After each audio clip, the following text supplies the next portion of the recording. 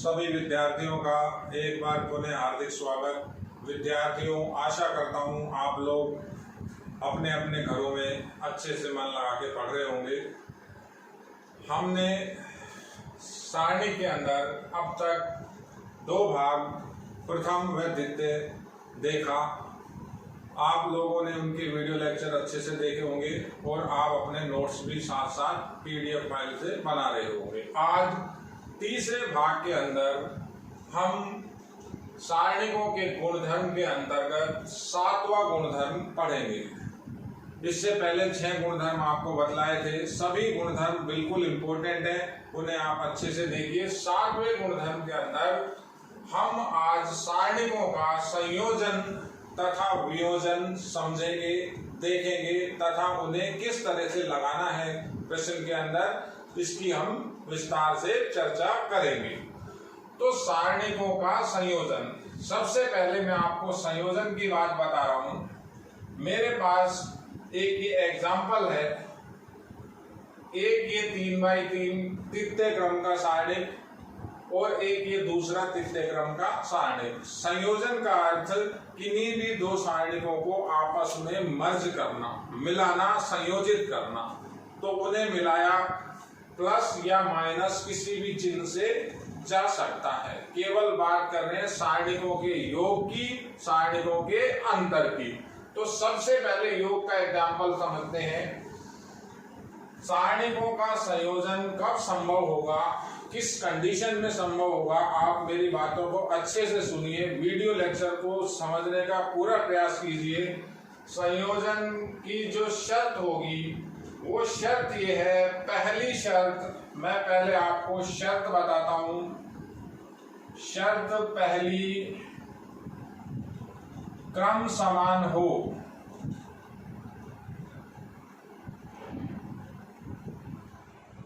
क्रम समान हो, पहली बात। दूसरी बात, जिसको मैं पहले आपको यहां दिखाऊंगा फिर लिखूंगा। दूसरी बात है, ये दो सारणिकों के क्रम समान है, इनका योग किया जा रहा है, इनको संयोजित किया जा रहा है, तो क्रम समान हो। अब उसके बाद आप ये देखिए, ये जो मेरे पास दो सारणिक हैं, इसके अंदर C1 और इसके अंदर C1 सर्वसम है और यहाँ C2 और जो यहाँ C2 है वो भी सर्वसम है। यानी योग तभी होगा जब किसी भी सारणिक में कोई भी दो पंक्ति या कोई भी दो स्तंभ समान होंगे। तृतीय क्रम की बात कर रहे हैं अपन। कोई भी दो पंक्ति या कोई भी दो स्तंभ तृतीय क्रम के अंदर अगर समान है तो हम उन सारणिकों का संयोजन कर सकते हैं। पहली अपनी चर्चा संयोजन की चर्चा चल रही है। संयोजन की पहली कंडीशन क्रम समान हो, और जो मैं आपको ये सारणिकों का संयोजन और वियोजन बता रहा हूं, ये भी अपन पढ़ रहे हैं तृतीय क्रम के अंदर। तृतीय क्रम का मतलब 3 पंक्ति व 3 स्तंभ। तो पहली शर्त, दोनों का क्रम समान। दूसरी और मेन इंपॉर्टेंट शर्त यह है कि दोनों के अंदर कोई भी दो पंक्ति या कोई भी दो स्तंभ समान हो। जैसे इस एग्जाम्पल के अंदर C1 1 to 5, यहाँ भी C1 1 to 5, C2 0 1 4, यहाँ C2 0 1 4। तो अब इनका संयोजन हो सकता है। संयोजन का मतलब ये आपस में मर्ज हो सकते हैं, मिल सकते हैं। मिलेंगे किस तरह से? अगर तो मैं इनका संयोजन करूंगा, लिखना तो मुझे बराबर का ही निशान चाहिए कि इसका और इसका योग बराबर, लेकिन फिर भी मैं आपको एक बार एरो से बता रहा हूं। तो ऊपर मैं यहां लिख रहा हूं संयोजन। संयोजन किस तरह से हो रहा है, काफी इंपॉर्टेंट है, अच्छे से समझिए। संयोजन के अंदर क्या होगा, जो दोनों स्तंभ समान हैं, जो दोनों स्तंभ समान हैं, वो आगे भी एक जो सारणिक नया बनेगा 3x3, उसमें भी ये ऐसे ही रहेंगे। यानी पहला 1 2 5 दूसरा स्तंभ 0 1 4 यानी C1 व C2 ऐसे के ऐसे रहेंगे। अब बात करते हैं जो ये डिफरेंट स्तंभ था, जिससे डिफरेंस जिनके अंदर अंतर था, यानी जो शेष स्तंभ आपका बचा जिसमें डिफरेंस था, तो यहां प्लस का निशान लग रहा है, तो जो यहां आपका C3 होगा तो यहां आप संगत अवयव को आपस में जोड़ोगे। जैसे ये नंबर 13 और ये नंबर 13 आपस में ऐड होगा, ये बनेगा 9। ये नंबर 23 और ये नंबर 23 आपस में ऐड होगा, ये बनेगा 7। और ये नंबर 33 और ये नंबर 33 आपस में फिर जुड़ेगा, तो ये बनेगा 1। बड़ी सावधानी से देखिए, ये पहली बात संयोजन की। संयोजन की शर्त, पहली शर्त क्रम समान हो। दूसरी शर्त मैं वही लिख रहा हूं, कोई दो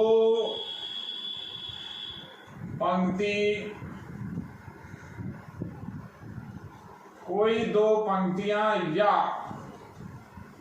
दो स्तंभ सर्वसम हो,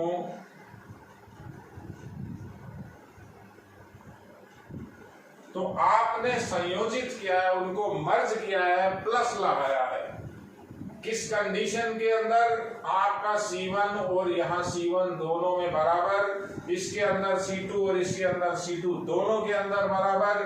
तो जब अपन यहाँ इसको मर्ज करेंगे प्लस के निशान से, तो यहाँ पर जो आपका नया सारणिक बनेगा, क्रम वही रहेगा, तृतीय क्रम।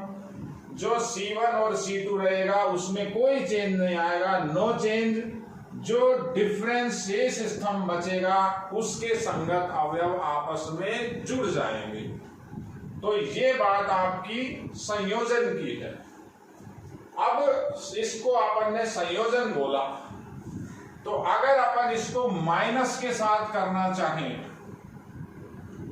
यानी बुक में कई बार अलग लैंग्वेज लिखी हुई है कि दो सारणिकों का योग, दो सारणिकों का अंतर, तो आप इसे ऐसे समझिए, ऐसे आपको काफी आसानी रहेगी। तो अगर अंतर करें तो भी यही कंडीशन, क्रम समान हो, कोई दो पंक्ति या कोई दो स्तंभ सर्वसम हो। तो सर्वसम C1 यहाँ, C1 यहाँ, C2 यहाँ, C2 यहाँ। अब दोनों माइनस, तो जो शेष स्तंभ है वो आपस में माइनस होगा।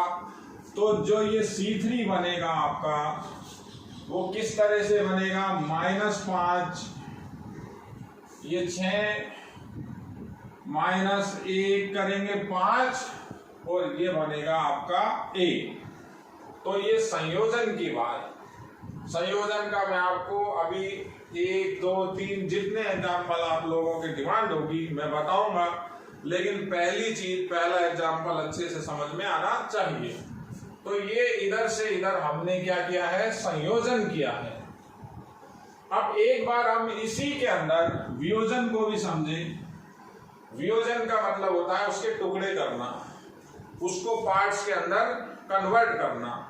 तो टुकड़े कैसे होंगे? आपके पास कैसा भी, आपके पास किसी भी तरह का सारणिक है, इधर से इधर मैं चल रहा हूं, वापस लगाना बराबर का निशान चाहिए। बातों को आप समझिए, लेकिन मैं एरो से बता रहा हूं ताकि आपको चीजों को जल्दी से कैच कर सकें, जल्दी से पकड़ में आ सकें। तो वियोजन कैसे होगा? मेरे पास एक सारणिक 3x3 यानी तृतीय क्रम का, तो तृतीय क्रम के सारणी का वियोजन कैसे करना है? किन्हीं भी दो स्तंभों या किन्हीं भी दो पंक्तियों को आप ऐसा कैसा छोड़ दें। जैसे ये C1 और C2 को मैंने ऐसा कैसा छोड़ रखा है, देखिए प्लस लगा के काम करें या माइनस लगा के काम करें, आपकी इच्छा है। C1 और C2 को अपन ने ऐसा वैसा रिपीट किया है। उधर से इधर देखें 1 2 5 0 1 4 0 1 4, तो इधर से इधर अब देखें तो मेरा जो टारगेट था, मेरा टारगेट ये C3 और ये C3। इस C3 को जो मेरे पास, इसको मुझे वियोजित करना था, मुझे इसके दो पार्ट करने हैं। दो पार्ट मैंने कैसे किए, उस -5 को मैंने लिखा 2 - 7, इस 5 को मैंने लिखा है 6 - 1 और इस 1 को मैंने लिखा है 1 - 0। अब कोई भी छात्र किसी भी तरह से इसके पार्ट कर सकता है। C3 के मैंने पार्ट किए हैं। C1 और C2 ऐसा का ऐसा रहेगा, इधर भी एक। इसी के अंदर आपको मैं आगे एग्जांपल देता हूं। वियोजन की बात, ये इधर से इधर इसका वियोजन है।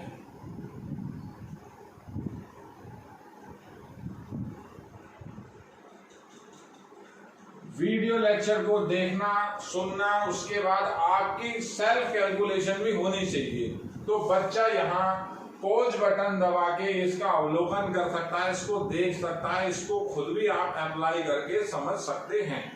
एक नीचे एग्जांपल दे रहा हूं, आप वियोजन का एग्जांपल देखिए। 2 5 7 0 1 3 1 2 4। मेरे पास एक ये 3x3 का सारणी है। अब अपना पहला काम क्या है, वियोजन करना। तो संयोजन और वियोजन कैसे होगा, 2-2 के भाग में होगा, 2-2 के टुकड़ों में होगा। यानी एक सारणी के 2 पार्ट बनेंगे, फिर 2 से 4 बना सकते हो, 4 से 8 बना सकते हो, 8 से 16 बना सकते हो। वापस संयोजन की बात करें तो 2 से 1 बनेगा, सबको एक साथ जोड़ा या घटाया नहीं जा सकता। तो वियोजन करें तो ये द्वितीय क्रम का सारणी, तो इसके 2 पार्ट होंगे। अब आपको टारगेट क्या बनाना है, आप कोई सी भी 2 पंक्ति या कोई से भी 2 स्तंभों का चयन कीजिए। बातों को समझिए। कोई सी भी 2 पंक्ति या कोई से भी 2 स्तंभ जिनको आप स्थिर रखोगे, जिनमें आप कोई परिवर्तन नहीं करोगे। तो मान लेते हैं किसी छात्र ने ये R1 और ये R3 का चयन किया, कहता है सर मैं इन दोनों को ऐसा का ऐसा रखूंगा। तो जब वियोजन करें तो मैंने एक पहले सारणी के अंदर R1 लिखा 2 0 1, R3 लिखा 7 3 4 उसी जगह पर। ये पहला सारणी। अब वियोजन आप या तो जोड़ के करेंगे या आप घटा के करेंगे। तो छात्र कहता है कि सर मैं प्लस करके काम कर रहा हूं, तो दूसरे सारणी का भी जो R1 होगा यही होगा 2 0 1 7 3 4। अब बात करते हैं आपका जो ये बचा हुआ है R3। ये दोनों तो स्थिर, काफी रोचक पाठ है, अच्छे से समझने का प्रयास कीजिए। R1 R3 स्थिर है। देखिए आप जो ये R2 बचा है, अभी बचा क्या R2, इसको आप चेंज करेंगे, इसके अंदर आप बदलाव लेके आएंगे। अब R2 का पहला मेंबर है 5, ये प्लस लगाया है। अब 5 के 2 टुकड़े आपको यहां लिखने हैं। अब ये आपकी खुद की चॉइस है कि आप उस 5 के 2 भाग कैसे करते हैं। आप 1 + 4 लिखते हैं, आप 5 + 0 लिखते हैं, आप 15 - 10 लिखते हैं, ये आपके ऊपर है। तो जैसे किसी बच्चे ने लिखा कि सर मैंने इस 5 को ऐसा लिखा, यहां लिखा मैंने 2, यहां मैंने लिखा 3। क्लियर। दूसरा बच्चा कहता है कि सर मैंने लिखा 1 और यहां लिखा 4। अब सबसे बड़ा प्रश्न ये आता है, तो फिर एक छात्र ऐसा भी बोलता है कि सर जब हम लोग पैटर्न ही हमने अपने सारणी के अलग अलग कर लिए तो सही किसका और गलत किसका? तो बेटा दोनों का सही है, ये कैलकुलेशन की बात है। अब जब अपन इसकी कैलकुलेशन करेंगे तो जो जितना इस सारणी का मान है ये सब बराबर चल रहे हैं। मैंने आपको पहले बताया था ये जो एम्प्लाइज का निशान है केवल ये बराबर है, ये 2 से 1 बना है, ये 1 से हम 2 बना रहे हैं, तो इसका जितना मान होगा इन दोनों के अलग अलग मान के योग के बराबर होगा। तो इस 5 के लिए लिखा 1 + 4।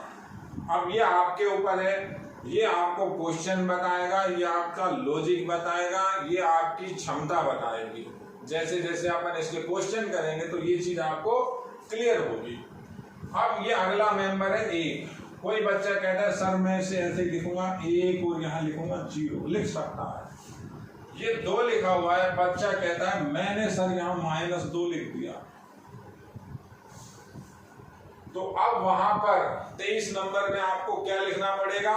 वहां लिखना पड़ेगा आपको 4। देखिए ये हुआ आपका वियोजन। वियोजन किस तरह से होगा? कोई भी 2 पंक्ति या 2 स्तंभ स्थिर रहेंगे, प्लस या माइनस कोई भी काम में लेंगे, तो जो बची हुई पंक्ति या बचा हुआ स्तंभ होगा उसको आप प्लस के साथ या माइनस के साथ किसी भी तरह से लिख सकते हैं। अब वापस इधर से इधर एक बार देखें, तो जब आप इधर से इधर देखेंगे तो ये हमने किया है संयोजन। संयोजन मतलब ये 2 सारणिकों का अगर मैंने एडिशन किया तो ये बनता है। अब ये क्यों बना था वो पहले बात बता दी थी कि इसके अंदर जो R1 है और इसके अंदर जो R1 है वो सेम है, इसके अंदर जो R3 है और इसके अंदर जो R3 है वो भी सेम है।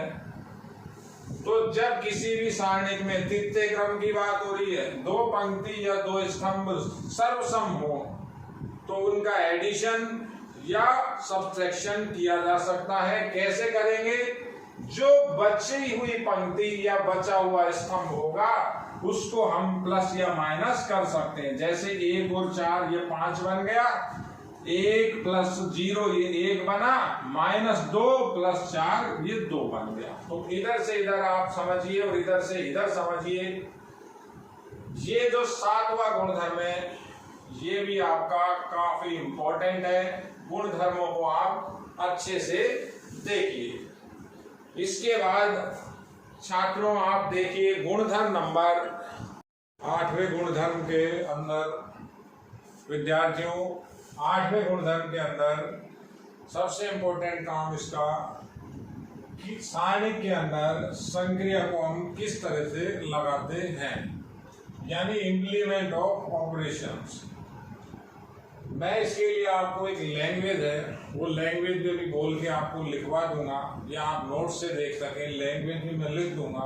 लेकिन उससे इम्पोर्टेंट ये है कि आप इसको इम्प्लीमेंट में लेके आए, इसे आप समझें। तो इसके लिए मैंने एक तृतीय क्रम के सारणी का सॉल्यूशन पहले ही निकाल के छोड़ दिया है। तृतीय क्रम के सारणी को सरल किया है, इसका सॉल्यूशन आ रहा है -18। आप कैसा भी सारणिक लिखें द्वितीय क्रम का तृतीय क्रम का, ये इसलिए छोड़ा कि लास्ट में जब हम इस डेल्टा को कैलकुलेट करेंगे तो ये -18 ही रहेगा, चेंज नहीं होगा। अब मतलब क्या है, जब मैं इसके अंदर संक्रियाओं को लगाऊंगा तो बार बार मैं अलग अलग संक्रियाओं को लगाऊंगा। संक्रिया लगाने के बाद सारणी का रूप बदलता रहेगा और लास्ट में अगर आप उस सारणी की कैलकुलेशन करेंगे, उसकी गणना करेंगे तो आपका जो आंसर है वो यही -18 होगा। तो बातों को आप अच्छे से सुनना, समझना और देखना, क्योंकि संक्रिया लगाने में बच्चे कई बार बहुत छोटी सी गलती कर जाते हैं, उससे उनका सारा क्वेश्चन खराब हो जाता है। तो संक्रिया किस तरह से लगती है। अब सवाल ये आता है कि बच्चा ये भी कहता है कि सर इसका आंसर तो ये लिखा हुआ है, ये तो -18 आंसर लिखा हुआ है, आप आगे क्यों कर रहे हो। तो अभी आप जैसे जैसे क्वेश्चन देखोगे तो ये सॉल्यूशन इसका ऐसे नहीं होगा, तो सारोस विधि से मेरा जनरल एक आंसर आ गया। तो आपको संक्रियाओं की सहायता से उस सारणिक को आगे हल करना पड़ेगा। बिना संक्रिया लगाए आपका बोर्ड का जो 3 नंबर का क्वेश्चन है वो आपसे नहीं हो पाएगा। तो संक्रियाएं सबसे महत्वपूर्ण है और ये इसका अंतिम 8वां गुणधर्म है। संक्रियाओं को हम किस तरह से लगाते हैं, उनका इम्प्लीमेंट किस प्रकार से होता है। तो इसे अच्छे से देखिए। मैंने आपके सामने एक तृतीय क्रम का सारणिक लिखा है, बाद में आंसर चेक भी करेंगे तो मैंने इसकी कैलकुलेशन करके -18 इसका आंसर निकाला हुआ है। आप देख भी सकते हैं -18 कैसे आया। बड़ा सिंपल, सारोस विधि लगाई, ऊपर से नीचे के विकर्णों का गुणा किया है, माइनस नीचे से ऊपर के विकर्णों का गुणा किया है, -7 -11 -18। अब मेन बात संक्रिया लगाने की आगे, तो आपको ये कुछ नहीं मिलेगा। जैसे मैं ये मान के चलता हूं, मैंने इसे हटा दिया, इसे भी अपन एक बार छोड़ दे। यहाँ आपका क्वेश्चन है, आपने उस क्वेश्चन को डेल्टा के बराबर माना है। अब आप मेरी एक एक बातों को अच्छे से समझना, सुनना, तभी आपसे वहां ये संक्रिया लगेंगी। कोई बच्चा ये नहीं समझे कि सर ये ऐसी संक्रिया क्यों लगाई है या वैसी संक्रिया क्यों लगाई है। अभी केवल आपको ये देखना है संक्रिया लगाते कैसे हैं, कौन सी लगेगी, कब लगेगी, क्यों नहीं लगेगी। इन चीजों की डिस्कस अपन बाद में करेंगे। अपन को ये देखना है कि गलती नहीं करनी, सही काम करना है। तो सही काम कैसे होगा आप उसे देखिए। अपने पास यहाँ 3 पंक्ति और 3 स्तंभ है, 3 पंक्ति और 3 स्तंभ। तो संक्रिया का जो एक टॉपिक है ये कहता है, मैं आपको एक बार बता देता हूं कि किसी भी एक स्तंभ में या किसी भी एक पंक्ति में, यानी आपने R1 लिया, पहली पंक्ति ली, तो किसी भी एक पंक्ति के साथ किसी एक दूसरी पंक्ति को अचर राशि से गुणा करके, अचर राशि कुछ भी 1 2 5 x y z, R1 को किसी भी दूसरी पंक्ति को अचर राशि से गुणा करके जोड़ा या घटाया जा सकता है। ऐसा करने पर इस सारणिक के मान में कोई परिवर्तन नहीं होगा। ये काम आप पंक्तियों में भी कर सकते हैं, ये काम आप स्तंभों में भी कर सकते हैं। लेकिन अब सारी चीज अगर मैं एक बार बोल बोल के ही बता दूंगा तो बच्चा भी ये समझेगा सर कुछ समझ में नहीं आया। तो मैं एक एक चीज को आपको लिख लिख के बताता हूँ, समझाता हूँ। थोड़ा सा बड़ा गुणधर्म है, इसे अच्छे से समझिए। पहली बात तो संक्रिया कैसे लगेगी, मैं वहां अगर एक कोड लिखना चाहूं तो ऐसा लिखूंगा, RI को चेंज करेंगे, RI प्लस अल्फा RJ। ये देखिए, ये समझिए आप। मैं फिर यहां लगाऊंगा, फिर समझाऊंगा आपको कि ये क्या लिखा हुआ।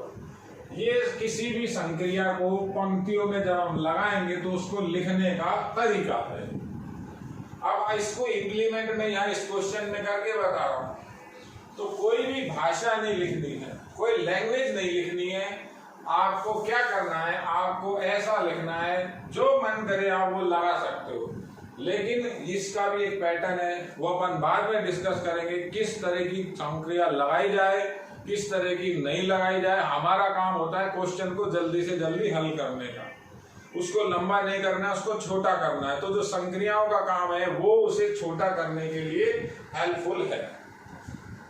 तो मैं वो संक्रिया आपको समझाता हूं। जैसे मैंने लिखा R1 को चेंज किया, R1 प्लस 2R2 ये हमने क्या किया है, R1 को बदला है, R1 change to R1 plus 2R2, ये R1 है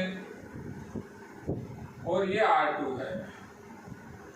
तो संक्रिया क्या है, R1 को बदलो, R1 को कैसे बदलो, R1 में इस R2 को 2 से गुणा करके जोड़ दो, लगा के बताता हूं फिर समझाऊंगा आपको।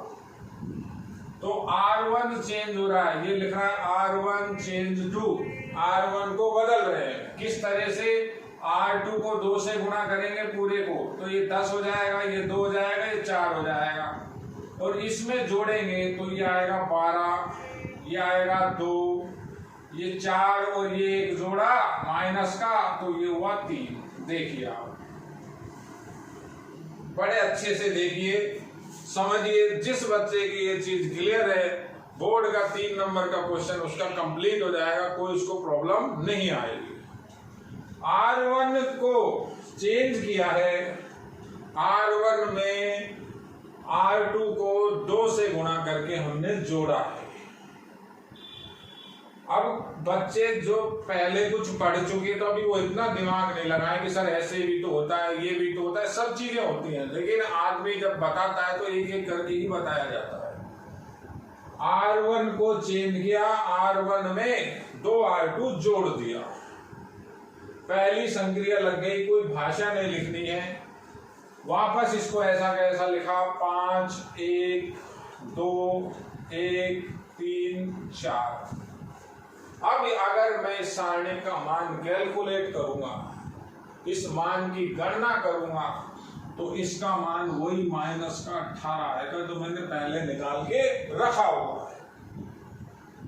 यानी जब आप संक्रियाओं को लगाओगे, सारणी का संख्यात्मक मान अपरिवर्तनीय रहेगा। अब आप मेरी बातों को समझिए, सुनिए, अच्छे से समझना, काफी इंपॉर्टेंट है। ये लगाने वाले 1 मिनट में लगा लेते हैं, नहीं जो लगातार जो गलतियां करता है या जो अंडर एस्टिमेट करता है, फिर वो इस चैप्टर के अंदर वो 3 नंबर के काम में उसे दिक्कत होती है।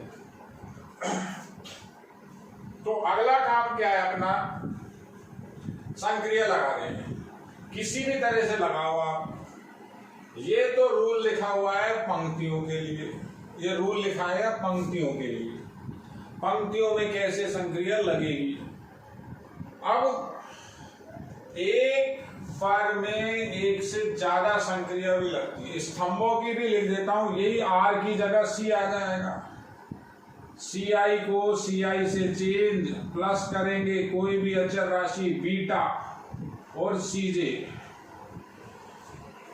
देखते हैं, दूसरी संक्रिया लगा रहा हूं, C1 को चेंज कर रहा हूं C1 प्लस C2।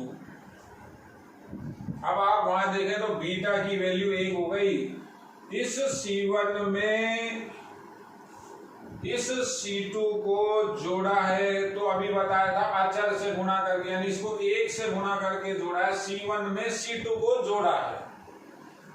तो सबसे इंपॉर्टेंट, सबसे काम की चीज यह है कि जब भी आप संक्रिया लगाओगे तो जो आप जिसको चेंज कर रहे हो C1 को, तो सबसे पहले C1 लिखा जाएगा।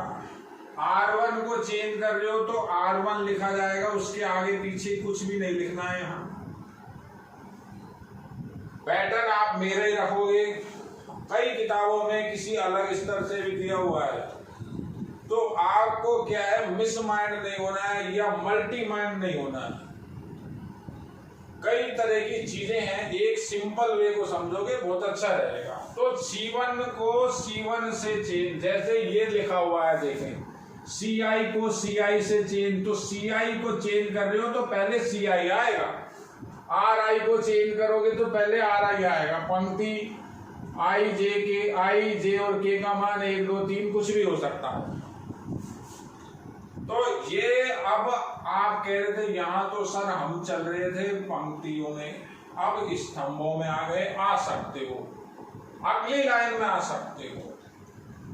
एक साथ 2 संक्रिया भी लग सकती हैं, ये अगली बात बता रहा हूं, एक साथ 2 संक्रिया भी लग सकती है, लेकिन एक साथ 3 संक्रियाएं कभी भी नहीं लगेंगी। तो 2 संक्रिया लगाता हूं, ये पहली लगाई और दूसरी लगा रहा हूं, C2 को भी बदल रहा हूं। तो पहले C2 ही लिखा, देखो Ci तो Ci, C2 में C3 जोड़ा। अब आप कहोगे साहब C3 क्यों जोड़ा? 2 से गुणा करके जोड़ लो, कुछ ही कर लो, आप 2 से गुणा करके जोड़ लो। लेकिन अब ये C1 नहीं जुड़ेगा, यानी ये यहां पर ब्लॉक है C1 और C2, तो ये C2 चला, अब C2 को बदला तो ये 2 C3 जोड़ा। ये और का निशान है, हिंदी में नहीं लिखना है। और एक साथ 2 संक्रिया भी लग सकती है, लेकिन ऐसा ना हो एक स्तंभ की लगा दी, एक पंक्ति की लगा दी। ये देखो ये दोनों स्तंभ की हैं। हाँ, ये लाइन में पंक्ति संक्रिया थी, अब स्तंभ संक्रिया आ गई। अब ये जब आप कंप्लीट कर लोगे सारणी, तो उसके बाद चाहे वापस आप पंक्ति संक्रिया लगाओ, लेकिन एट ए वन टाइम अगर आप 2 संक्रिया लगा रहे हो तो दोनों या तो पंक्ति संक्रिया हो या दोनों स्तंभ संक्रिया हो। इस चीज का भी आपको ध्यान रखना है। तो कैसे लगेगी? डेल्टा की वैल्यू क्या आएगी? C1 को पहले बदलना है। चेंज किस किस में होगा? C1 में और C2 में। एक बार में 2 से ज्यादा संक्रिया नहीं लगती। अब कई बच्चे कहते हैं कि सर हम पहले C3 लिख के छोड़ दें, C3 का तो कोई रोल ही नहीं है, छोड़ दो।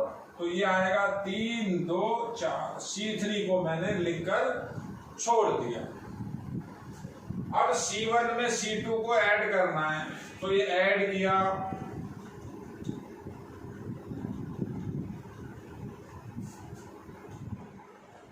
C2 भी बदला जाएगा। C2 में C3 का 2 से गुणा करके जोड़ होगा, तो इसको 2 से गुणा करें और यहां जोड़े C2 में, तो ये 6 हुआ, जोड़ा 8 हुआ। ये 2 से गुणा किया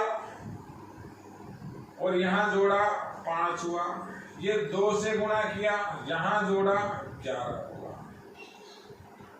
अब बच्चा ये कहता है कि सर ये तो छोटा सा था, इसके मेंबर छोटे थे, बढ़ गए। वास्तव में बढ़े। मेरा काम आपको केवल संक्रिया समझाना है। अभी मुझे करना तो उल्टा ही है, मुझे बड़े रूप से छोटे रूप में जाना है। तो अभी आप इस चीज का दिमाग ना लगाएं कि सर ये मान बड़ा हो गया, इसकी गणना तो उल्टा भारी हो गई। अगर गणना करेंगे तो रिजल्ट जो इसका आंसर होगा, आंसर अभी भी इसका 18 माइनस का 18 ही होगा। इसका आंसर वही -18 चलेगा। आप देखिए संक्रियाओं को लगा रहे हो, डेल्टा बराबर लिखा, संक्रिया लगाई। ये संक्रिया कौन सी है? पंक्ति संक्रिया। एक बार में 1 या 2 संक्रिया ही लगा सकते हो। जैसे 1 लगाइए, ये 2 लगाइए। 2 से ज्यादा संक्रिया एक बार में आपको नहीं लगाने। उसके आगे अपन इसी के अंदर एक बार रिपीट करते हैं। मेरे पास जगह कम है, मैं एक बार बोर्ड हटाता हूं, आप लोग देखिए विद्यार्थियों, इस बोर्ड को मैंने भी हटाया था, अभी दोबारा देखिए आप लोग। वही डेल्टा की वैल्यू चल रही है, 2 बार संक्रिया लगा दी थी, एक बार बोर्ड साफ किया है। हम अगर इस सारणी का मान निकालेंगे तो वही -18 आएगा।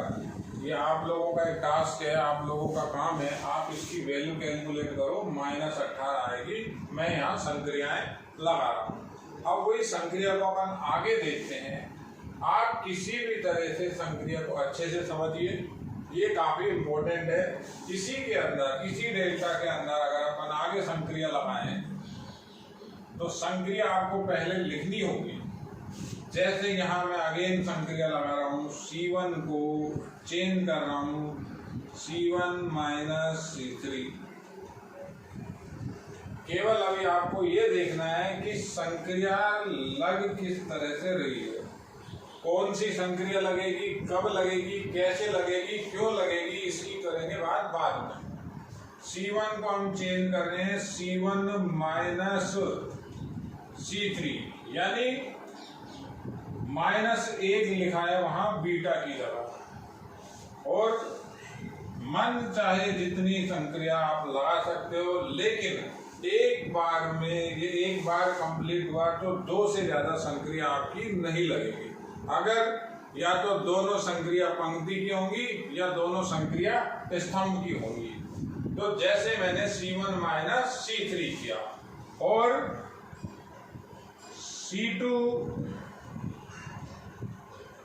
C2 माइनस C3, तो अगर ये संक्रिया लगाएंगे तो जो डेल्टा की वैल्यू आएगी C1 और C2 ही चेंज होगा।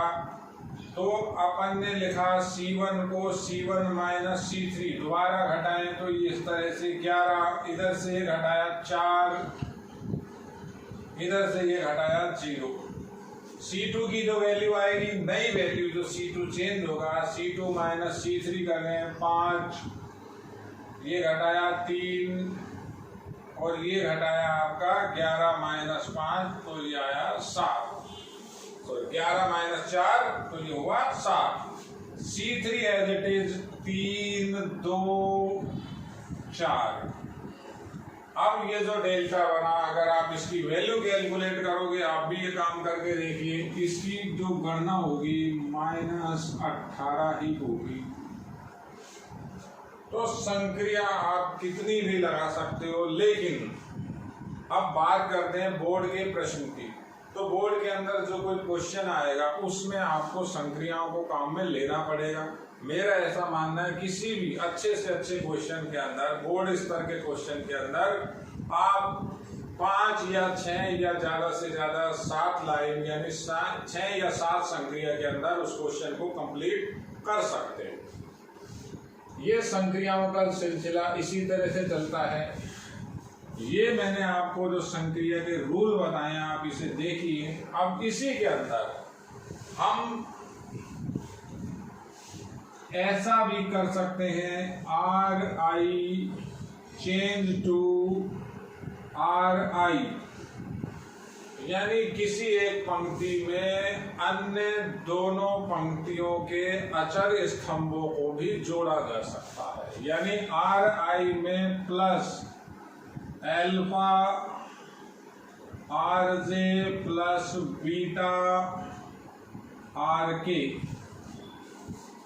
देखिए मैं आपको इसे बताता हूं। यहाँ पर अगर अपन R1 को चेंज करें तो पहले तो R1 ही लिखना होगा। जैसे आप पहले तो इसे समझिए। अब R1 में ये दोनों पंक्तियों के अचर गुणजों को भी आप जोड़ भी सकते हैं, घटा भी सकते हैं। यानी अल्फा की वैल्यू अगर माइनस की है तो यहाँ माइनस हो जाएगा, बीटा की वैल्यू माइनस की है तो माइनस हो जाएगा। अल्फा और बीटा कोई भी मान आप ले सकते हैं।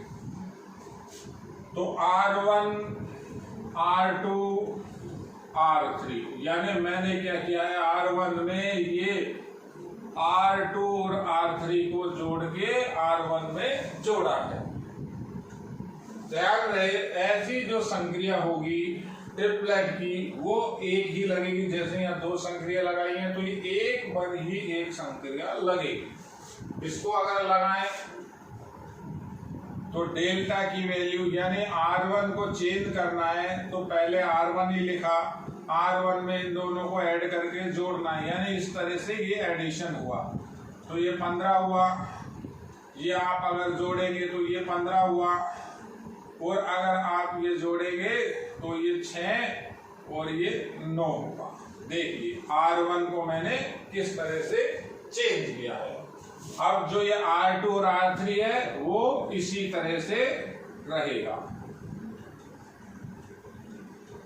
तो इस तरह से हम किसी भी सवाल के अंदर संक्रियाओं को कंटिन्यू रख सकते हैं। अब मैं अगर इसकी वैल्यू कैलकुलेट करूं, अगर डेल्टा की वैल्यू, तो ये भी -18 ही होगा। ये आप लोगों का एक काम है, आप इसकी वैल्यू निकाल के देखिए, -18 ही आएगा। अब हम जो हमारा मेन काम जिसको हम डिस्कस करेंगे कि ये संक्रिया किस सिस्टम से लगती है, हमें क्या सोचना होता है, या हमारा क्या कॉन्सेप्ट होता है, किस तरह से हम संक्रिया को पकड़ें, कौन सी संक्रिया लगाएं कि क्वेश्चन आसान हो जाए, उसका सॉल्यूशन जल्दी आ सके। तो मैं आपको इसको एक एग्जांपल से बताता हूं। डेल्टा बराबर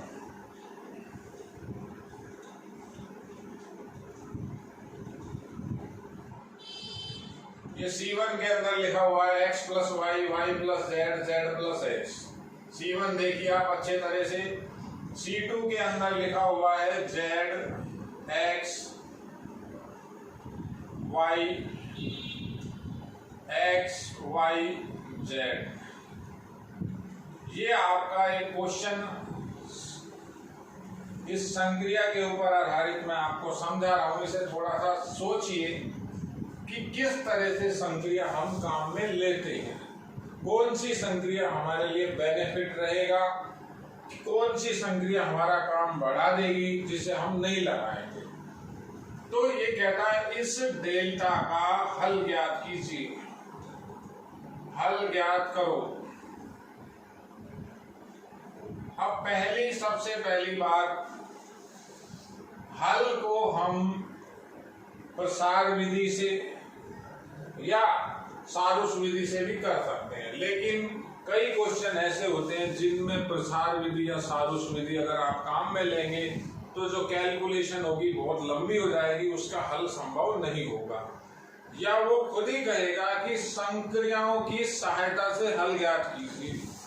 यानी अब आप इसमें प्रसार भी नहीं कर सकते, आप इसमें सारूस विधि भी नहीं लगा सकते, आपको संक्रियाओं की सहायता से इसका हल ज्ञात करना है। तो इसका हल आपको ये किस तरह से संक्रिया जो आपको अभी बताई है कैसे लगाएंगे, क्यों लगाएंगे। अब हमारी बात है कि कौन सी संक्रिया लगाई जाए। मेरा प्रश्न है कौन सी। अभी तो हमने डिस्कस किया था कि कैसे संक्रिया कैसे लगाते हैं, अब बात आती है कौन सी, यानी किस संक्रिया को आप काम में लोगे। तो ये क्वेश्चन के नेचर के ऊपर डिपेंड करता है। जिस तरह का क्वेश्चन होता है, हम किसी भी संक्रिया को लगाने का जो हमारा मेन मकसद है, जो हमारा मेन एम है, वो ये होता है कि किसी भी एक पंक्ति के सभी अवयव एक जैसे हो जाएं। पहला काम, यानी किसी भी एक पंक्ति या किसी भी एक स्तंभ के सभी अवयव एक जैसे हो जाए। दूसरा काम, संक्रिया हम इस तरह से लगाएं कि हमारे पास ज्यादा से ज्यादा शून्य बन जाए। एक पंक्ति में या एक स्तंभ में ज्यादा से ज्यादा शून्य हम बना लें। तो ये दो चीजें ध्यान आपको रखनी होंगी। वो दो चीजें क्या बताई मैंने आपको। पहली जो मैंने आपको मेन बात बताई है, सभी अवयव एक जैसे हो जाए। आप या तो सभी अवयव एक जैसे करें, यूनिक करें। उसका क्या बेनिफिट है वो मैं आपको इस एग्जांपल से बता रहा हूं। एग्जाम्पल मेरा ये है कि अगर मैं ये दोनों एडिशन कर दूं, यानी मैं अगर इस क्वेश्चन को कर रहा हूं, मैं इसका सॉल्यूशन कर रहा हूं, तो मैंने पहले लिखा डेल्टा बराबर, मैं आपको क्लियर बताऊंगा। देखिए C1 को चेंज करेंगे, C1 में C2 जोड़ेंगे। ये संक्रिया आपको क्लियर वहां समझ में आएगी क्यों जोड़ेंगे कि जब मैं C1 में C2 जोड़ूंगा तो C1 के मेंबर सब एक जैसे हो जाएंगे। तो क्या होगा आपका, केवल ये एक ही संक्रिया लगाई सबसे इंपॉर्टेंट है। अगर ये बच्चा समझता है कि यही संक्रिया सबसे उचित है, सबसे प्रॉपर है, तो आपका क्वेश्चन हो जाएगा। C1 में C2 जोड़े तो ये C1 का पहला मेंबर 11 नंबर, 21 नंबर किस तरह से आएगा, x plus Y plus z, मैं उसी क्रम में लिख रहा हूं, और 31 नंबर आएगा x plus Y plus Z. ये as it is Z x Y Z. अब देखिए आप, हमारे पास बात अब करते हैं इस क्वेश्चन की। C1 के अंदर हमने C2 ऐड किया, यानी C1 को चेंज किया C1 प्लस C2। तो जो हमारा पहला बेनिफिट है, सभी अवयव एक जैसे हुए। अब वो एक जैसे जब अवयव हो जाते हैं तो आपको बताया था सारणिक में से जब हम कॉमन लेते हैं तो वो कॉमन किसी भी एक पंक्ति या किसी भी एक स्तंभ से आता है। तो यहां से मुझे क्या करना है, मुझे इस C1 से कॉमन लेना है। ये जो मेरा C1 है, C1 से अगर मैं कॉमन लूंगा, कॉमन क्या होगा, C1 से कॉमन लेंगे। कॉमन लेने का मतलब आप भाग देंगे 1/x plus Y plus Z का, और ये लिखा C1। इस C1 से ये कॉमन लिया, यानी भाग दिया 1/x plus Y plus z. तो डेल्टा की जो वैल्यू बनेगी, तो ये भाग दिया था, बाहर गुणा भी किया था, एक तरह से कॉमन आ गया बाहर, तो यहां बचेगा 1 1 1 जेड एक्स वाई जेड। देखिए अगर इसको वापस इंसर्ट करें तो ये किसी भी पंक्ति या किसी भी स्तंभ में जा सकता है। सारणी के अंदर कोई भी अवयव बाहर से अंदर जाएगा, किसी एक पंक्ति या किसी एक स्तंभ में जाएगा। तो अगर वापस इसको C1 में लेके जाएंगे तो आपकी यही पोजीशन आ जाती है। तो अब जब ये मैंने संक्रिया लगाई तो ये आपको मालूम चलेगा कि जब हम इन्हें ऐड कर दें तो इस तरह से हमारा कॉमन आता है। अब पहला आपका जो मोटो है संक्रिया लगाने का, पहला पर्पज होगा, पहला आपका मकसद होना चाहिए सभी अवयव एक जैसे हो जाएं। तो मेरे सभी अवयव एक जैसे हो रहे थे, इसलिए मैंने ये संक्रिया यहां लगाई। अब दूसरा काम होता है कि किसी भी पंक्ति या किसी भी स्तंभ में ज्यादा से ज्यादा शून्य बन जाए। तो एक बार आप इसको आगे देखिए, ज्यादा से ज्यादा शून्य किस तरह से बनेंगे। आप C1 की तरफ देखिए, C1 के सारे मेंबर सेम हैं। मैं पहले सीधा भी घटा सकता था, लेकिन एक बार कॉमन लेने में थोड़ी सुविधा होती है। अब मेरे पास ये 3 बार 1 है, तो मैं अगर इस क्वेश्चन की अगली संक्रिया ऐसी लिखूं, देखिए आप R1 को बदलूं R1 माइनस R2, ये R1 में से R2 घटा दे तो एक ये 0, और यहां से घटा दें तो एक ये 0, और R2 को बदलूं R2 में से R2 घटा दूं तो ये 2 जगह शून्य होगा। कैसे होगा, डेल्टा बराबर x plus Y plus z आपका बाहर ही है, R1 माइनस R2 कर रहे हैं, ये R1 है, इसको चेंज कर रहे हैं, इसमें से हम R2 घटा रहे हैं, तो घटाएंगे तो क्या आएगा 0, ये z माइनस एक्स, और ये घटाया तो x माइनस वाई। क्लियर। अब 2 संक्रिया एक साथ लगाई है, लग सकती हैं, दोनों की दोनों पंक्ति संक्रिया हैं, एक साथ लग सकती है। तो ये घटाएंगे, ये R1 चेंज हो गया, R2 होगा 0 x माइनस वाई, ये यहां से घटेगा y माइनस जेड, और बचा क्या R3 ऐसा कैसा एक YZ। दो से ज्यादा संक्रिया एक बार में नहीं लगेगी। कोई छात्र ऐसा ना कर दे कि R3 को भी R2 से घटा दे तो यहाँ भी 0 हो जाएगा, सारे मेंबर 0 हो जाएंगे, तो इस सारणी का मान ही 0 हो जाएगा। तो वो एक कॉन्सेप्ट गलत है। हमें करना क्या है, दो संक्रिया ऐसे लगानी है कि ज्यादा से ज्यादा 0 बने। तो ये दो main purpose implement of operation के अंदर चलते हैं। सारणी को किस तरह से लगाते हैं और क्यों लगाते हैं, पहले आपको बताया था क्यों। अब किस तरह से बताने के बाद क्यों लगाई, ये प्रॉपर संक्रिया आपने यहाँ लगाई है। अब इस के अंदर ज्यादा से ज्यादा 0 हो गए, तो अब मेरे लिए हल निकालना कोई मुश्किल नहीं है। मैं C1 के सापेक्ष प्रसार करूंगा, C1 के सापेक्ष प्रसार करने पर, तो जब आप C1 के सापेक्ष प्रसार करेंगे तो कल आपको चिन्ह बताए थे, plus minus plus, plus minus plus, तो डेल्टा बराबर पहला तो 0 है, 0 2/2 लिखने की नीड नहीं पड़ेगी, माइनस 0 ये 2/2, फिर प्लस 1 और ये 2/2।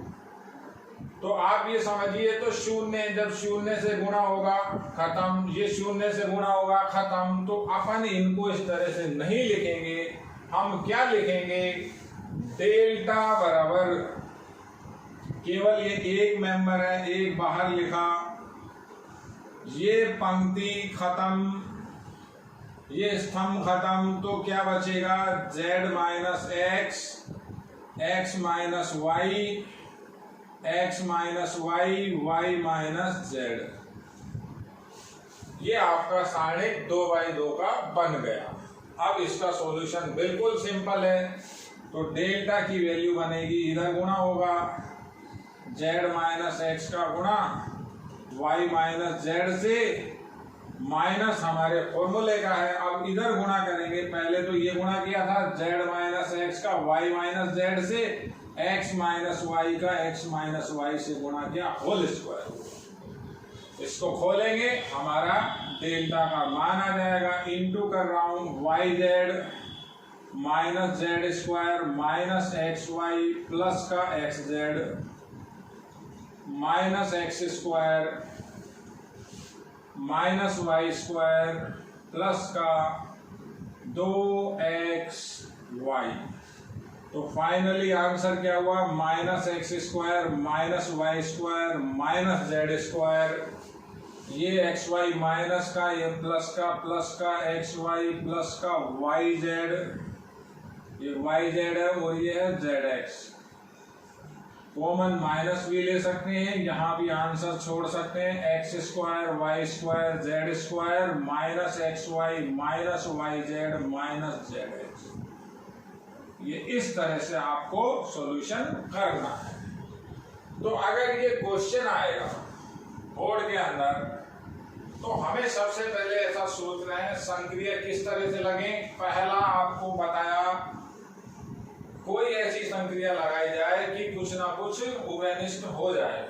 जैसे मैंने इन दोनों को जोड़ा, कॉमन आया, इसको कॉमन हमने बाहर लिया, फिर ज्यादा से ज्यादा 0 बना दें।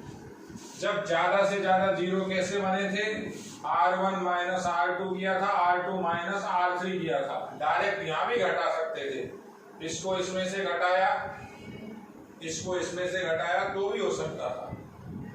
तो ये दो आपको मेन काम करने हैं। पहला काम, संक्रिया कौन सी हो उसके लिए पहला काम उभयनिष्ठ आए, कॉमन आए। पहला कि कॉमन आना चाहिए, वो संक्रिया लगाएंगे जो हमको कॉमन देगी। दूसरा, मैक्सिमम 0 बने, ज्यादा से ज्यादा 0 बने, वो हम संक्रिया ध्यान में लेकर लगाते हैं। संक्रिया लगाने का जो काम है सबसे इम्पोर्टेंट है। बोर्ड पर इसी पर 3 नंबर का क्वेश्चन होगा। इसे आप थोड़ा अच्छे से देखिए।